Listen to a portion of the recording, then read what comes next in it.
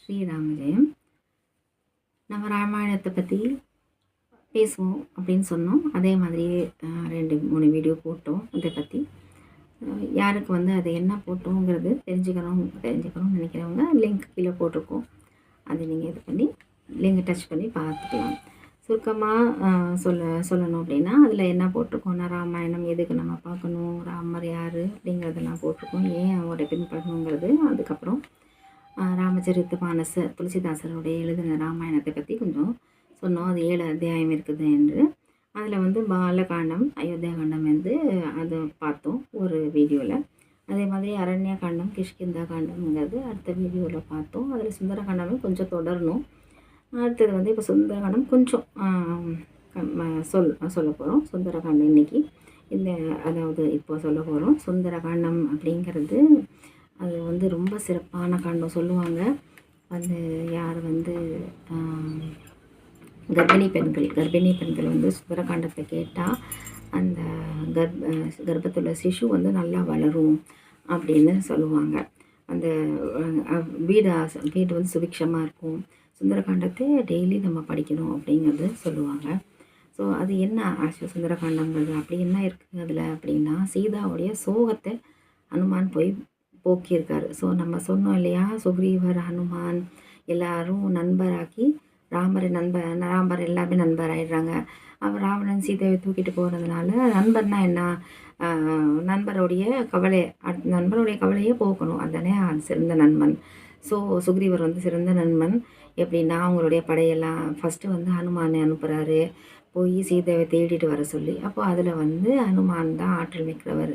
அதனால அவர் போய் கடலை தாண்டி சீதையை தேடுறாரு. சீதையை தேடினோடனே அதாவது கண்டுபிடிச்சி அவருக்கு கொஞ்சம் டவுட் இருக்குது, சீதையா அப்படிங்கிறதுனா சந்தேகம் வருது.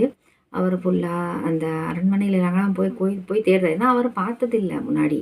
அதனால அவர் அப்படிலாம் ராஜ இதிலெல்லாம் போய் அரண்மனையிலலாம் போய் தேடுறாரு. அரண்மனையில் பார்த்தா நிறைய மனைவிகள்லாம் இருக்காங்க, எல்லாரும் இருக்காங்க, ஆனால் நிம்மதியாக தூங்குறாங்க அப்படிங்கிறது பார்க்குறாரு. சார் கண்டிப்பாக சீதா நிம்மதியாக தூங்க இங்கே வாய்ப்பில்லை.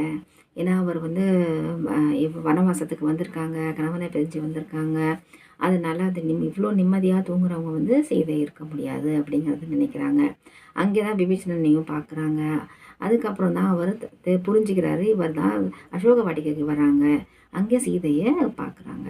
அங்கே சீதையை பார்த்தோன்னே தான் அவருக்கு தெரிஞ்சிருது இவர் தான் சீதை. அப்புறம் அவங்களுடைய அரக்கிகள்லாம் அவங்கள இது பண்ணியிருக்கா, சுற்றி இருக்காங்க. அதை பேசும்போதே அவர் தெரிஞ்சுக்கிறாரு. சரி, அரக்கிகள்லாம் கொஞ்சம் பயமுத்துறாங்க, நீ ராவணன்கிட்ட இது பண்ணு, சரணடை அப்படின்னு சொல்கிறாங்க.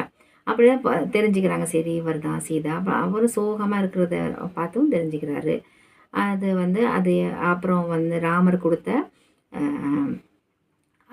அதாவது மோதிரம் அவர் அவர்கிட்ட கொடுக்குறாங்க. அவர்கிட்ட சூஷ்மமான ரூபத்தில் எடுத்துகிட்டு அவர்கிட்ட கொடுக்குறாங்க. அதை கொடுத்தோடனே சீதைக்கு ஃபஸ்ட்டு ஒரு பிரம்மை வருது. ஒரு வேளை நம்ம இது பிரம்மையோ, ஒரு வேளை ராவணனுடைய இதுவோ அப்படி சதியோ அப்படிங்கிறத கூட நினைக்கிறாங்க. அதுக்கப்புறம் ஹனுமான் ராமருடைய புகழ்லாம் பாடுறாரு. அப்போ தெரிஞ்சுக்கிறாங்க சீதை இது கிடையாது, பிரம்ம கிடையாது, கண்டிப்பாக ராமருடைய தூதம் தான் அப்படின்னு புரிஞ்சுக்கிறாங்க. ஸோ இது மூலமாக சீதையோட சோகம் கொஞ்சம் குறையுது.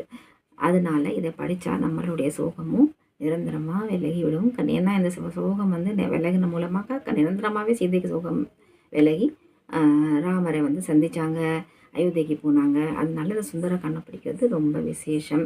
சுந்தரகாண்டத்தை பற்றி இன்றைக்கி முழுசாக கொஞ்சம் சுருக்கமாக கொஞ்சம் விவரமாக அப்படி தெரிஞ்சுக்கிட்டோம்.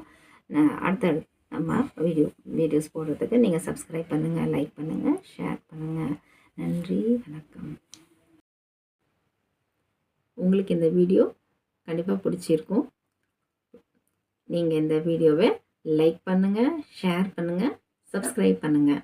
நன்றி, வணக்கம்.